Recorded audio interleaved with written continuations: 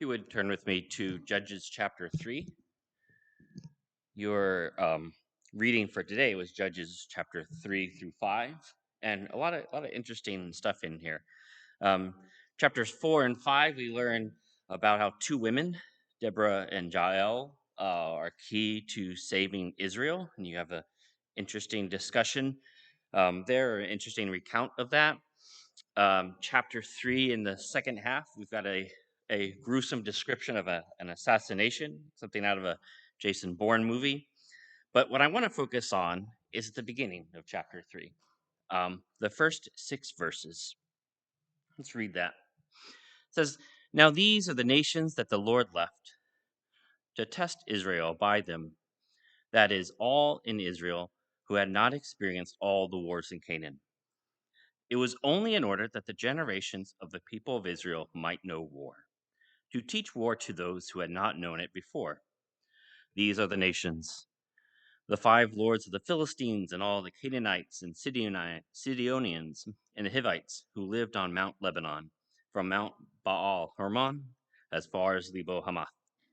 For they were for testing of Israel, to know whether Israel would obey the commandments of the Lord, which he commanded their fathers by the hand of Moses. So the people of Israel lived among the Canaanites, the Hittites, the Amorites, the Perizzites, the Hivites, and the Jebusites." Verse 6, "And their daughters they took to themselves for wives, and their own daughters they gave to their sons, and they served their gods." In class today, we were talking about adversity and what happens with adversity. And we see here that God put adversity in place to test his people. They're sitting there in the promised land.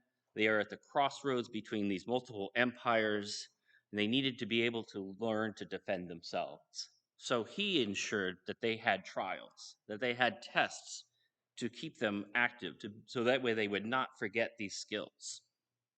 But we see, as in verse 6, that they failed. When faced with this adversity, they did not step up to it. They did not trust in God. They did not serve God. Now, as Mike mentioned in the Sunday sermon, our fight is a different fight. Our fight is a spiritual fight, not a physical fight like the Israelites of old. Yet we have adversity, we have trials, we have temptations that are faced each and every day. And we too have a choice, whether we step up, trust God, and face that adversity, come through it, or to be like the Israelites, to give in to the world around.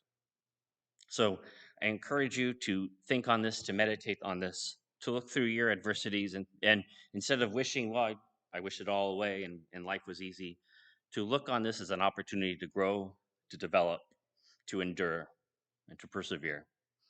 If you are any way subject to the invitation, if you need help, prayers, or any way, I encourage you to come forward as together we stand.